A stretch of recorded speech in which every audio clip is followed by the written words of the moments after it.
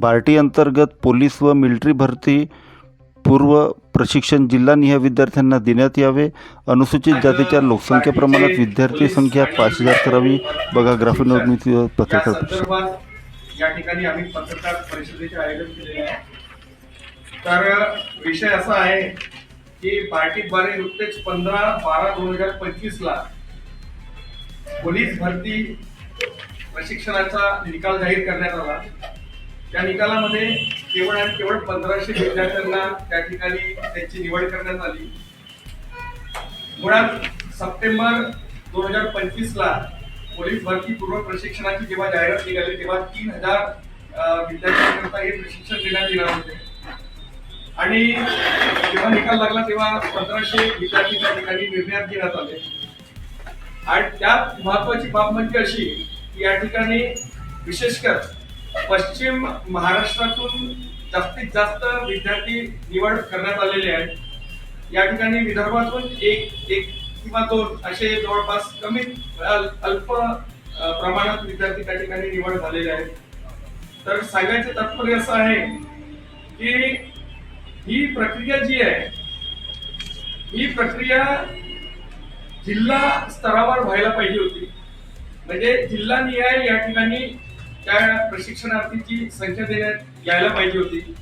पण पार्टीने तो एकमुष्ट निकाल लावलेला आहे आणि तो फक्त 1500 लोकांचा लावलेला आणि तो महाराष्ट्र स्तरावर लावलेला आहे. त्यामुळे महाराष्ट्रातील पश्चिम महाराष्ट्रातील विद्यार्थी या ठिकाणी जास्तीत जास्त निवड झालेले आहेत. कुठेतरी विदर्भावर अन्याय झालेला आहे. मागील वर्षी संपूर्ण महाराष्ट्रामध्ये जी अनुसूचित जातीच्या विद्यार्थ्यांसाठी पार्टीद्वारे पोलीस भरती पूर्व प्रशिक्षणाकरता 3000 विद्यार्थ्यांची निवड करण्यात आली होती आणि त्यामध्ये सुद्धा एक निदर्शनास आलं की एकाच संस्थेला पुण्याच्या 1200 विद्यार्थी देण्यात आले होते आणि त्याच धर्तीवर विदर्भामध्ये 80-100 असे विद्यार्थी त्या ठिकाणी देण्यात आले होते.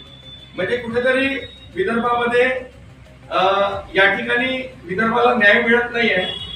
सांगण्याचं तात्पर्य असं आहे की ही जी भरती हे जे पोलीस प्रशिक्षण आहे ते पोलीस प्रशिक्षण जर जिल्हा स्तरावर एक संख्या निश्चिती करून जर देण्यात आले तर सर्वांना त्या ठिकाणी न्याय मिळेल. म्हणजे पर्टिक्युलरली तुम्ही पश्चिम महाराष्ट्राला किंवा मराठवाड्याला तुम्ही त्या ठिकाणी कन्सिडर करत असाल आणि विदर्भाला वगळत असाल तर हा न्याय नाही.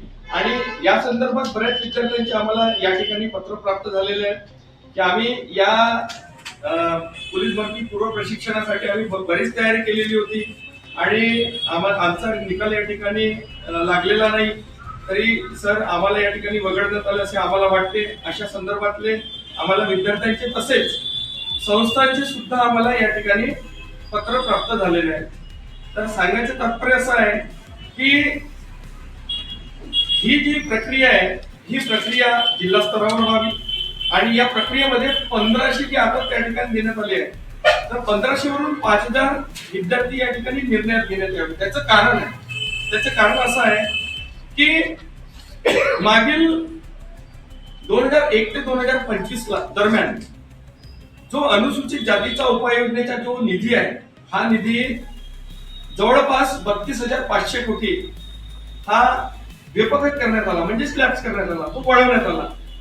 जर आम्ही रिसेंट उदाहरण पाहिलं तर 2024-25 ला जवळपास त्या ठिकाणी 3686 कोटी हा निधी व्यपगत करण्यात आला. आणि आम्ही जेव्हा या संदर्भात निवेदन देतो आम्ही मंत्री असो किंवा प्रधान सचिव असो किंवा आयुक्त असो किंवा महासंचालक असो यांना जेव्हा आम्ही निवेदन देतो तेव्हा हे त्या ठिकाणी आम्हाला निधी नसल्याचा हवाला देतात. मग जर निधी तुमच्याकडे नाही तर मागच्या वर्षी 3686 कोटी एवढा निधी असताना सुद्धा तुम्ही त्या निधीचा वापर केला नाही आणि मागील 25 वर्षात तुम्ही 32,500 कोटीच्या जवळपास तुम्ही निधी व्यपगत केलेला आहे.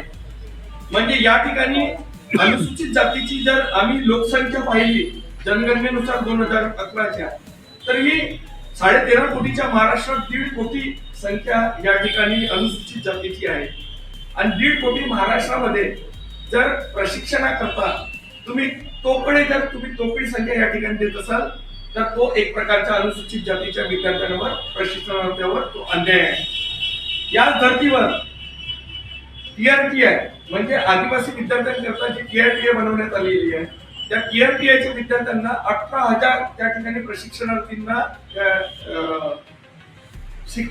शिक्षण देण्यासाठी त्या ठिकाणी 18,000 विद्यार्थी निर्णय घेण्यात आलेले आहेत आणि त्याच धर्तीवर आम्हाला फक्त 3,000 विद्यार्थ्यांनाच त्या ठिकाणी निर्णय घेण्यात आलेला आहे. तर त्या 3,000 पैकी 1,500 तर कुठेतरी हा अन्याय आमच्या अनुसूचित जातीच्या विद्यार्थ्यांवर होत आहे आणि तोकडे या ठिकाणी विदर्भाला विद्यार्थी मिळत आहेत. तर ज्या काही संस्था या ठिकाणी निवडीस येतील ते प्रत्येक जिल्हा स्तरावरून त्या ठिकाणी जवळपास सगळ्यांना समान निश्चिती संख्या देण्यात यावी हे या पत्र परिषदेच्या माध्यमातून आपणास निदर्शनास आणू इच्छितो.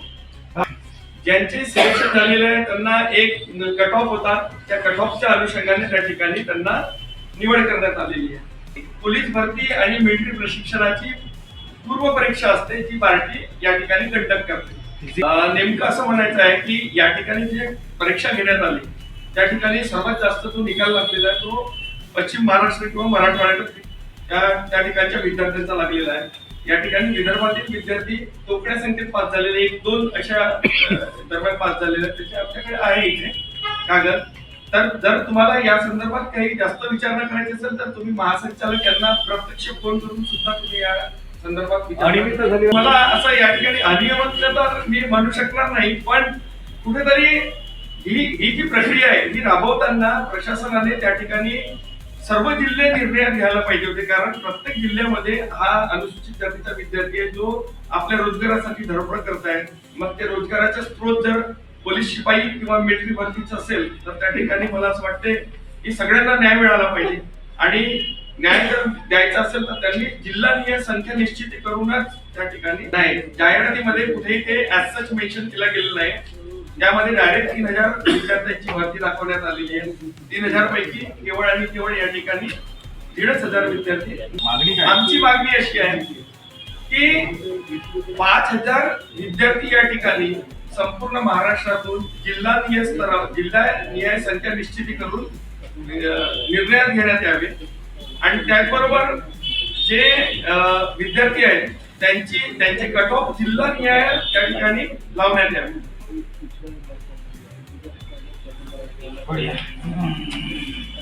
पत्रक आहे याच्यामध्ये 32,500 कोटी जो व्यपकत झाला आहे आणि मंत्री स्तरावर नेहमी सांगण्यात येत आहे की आमच्याकडे निधी उपलब्ध नाही आणि एवढा निधी व्यपकत होता त्याला जबाबदार कोण हा आमचा या ठिकाणी प्रश्न आहे.